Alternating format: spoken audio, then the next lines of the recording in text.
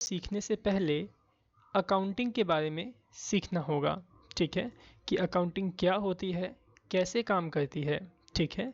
क्योंकि जो tally ERP 9 है, उसके अंदर सब काम अकाउंटिंग के ऊपर ही डिपेंडेंट होते हैं, ठीक है? तो चलिए सीखते हैं सबसे पहले अकाउंटिंग को। तो अकाउंटिंग को सीखने के लिए हमें चैप्टर नंबर 1 पढ़ना होगा, इंट्रोडक्शन टू अकाउंटिंग का, ठीक है? एक सरल भाषा में मैं अगर बोलूँ कि अकाउंटिंग क्या है, तो आप मुझे बताएँगे अकाउंटिंग एक लैंग्वेज है किसी बिज़नेस की, ठीक है? तो आप इस तरह से पढ़ सकते हैं, accounting is the language of business, means accounting जो है वह भाषा है, ठीक है? अकाउंटिंग क्या है? एक भाषा है किसकी? बिज़नेस की, ओके। लेकिन अगर हम अकाउंटिंग के मीनिंग के तौर पे अगर जानें, तो जो देखिए यहाँ पे इसका मीनिंग क्या होता है?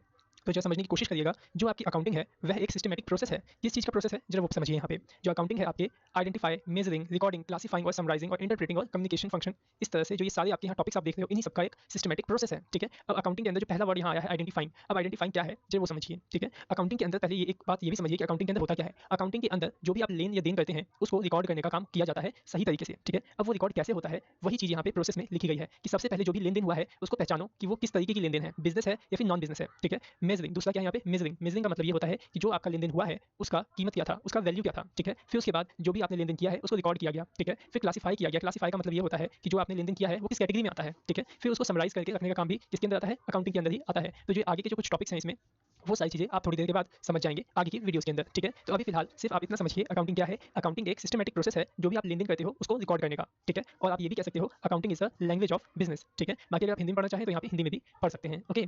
अब जरा सीखते हैं कि हमें अकाउंटिंग क्यों पढ़नी चाहिए, ठीक है? क्यों हम अकाउंटिंग को पढ़ते हैं, ठीक है? तो जरा देखिए पहला पॉइंट यहाँ पे है maintain systematic record of transactions, means हम अकाउंटिंग इसलिए पढ़ते हैं ताकि हम अपने लेन-देन को सिस्टमैटिक ढंग से मेंटेन कर सकें, ठीक है? उसे मैनेज कर सकें कि जैसे कि आपकी पहली लेन-देन जो हुई है, मतलब पहली ट्रांज़ैक्शन जो हुई है, वो इतने तारीख को हुई है, तो आपने उसे फर्स्ट लिख दिया, फिर सेकंड लिख दिया। जैसे इसमें आप सिस्टमैटिक तरीके से जो भी आपके लेन-देन के रिकॉर्ड्स हैं, आप उसको मेंटेन कर पाओ, इसलिए हम अकाउंटिंग को पढ़ते हैं।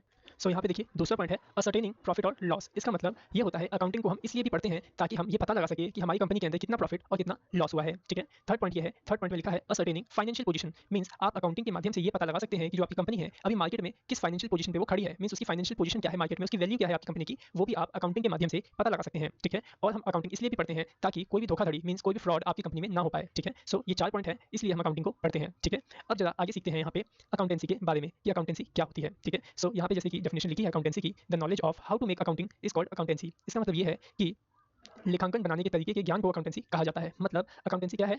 एक तरीके से अकाउंटिंग की नॉलेज को हम अकाउंटेंसी कहते हैं, ओके? ठीक है? लेखांकन का मतलब होता है अकाउंटिंग, ठीक है? हिंदी में जैसे कि हमने यहाँ पे लिख रखा है, जो अकाउंटिंग है, उसे हम हिंदी में क्या कहेंगे?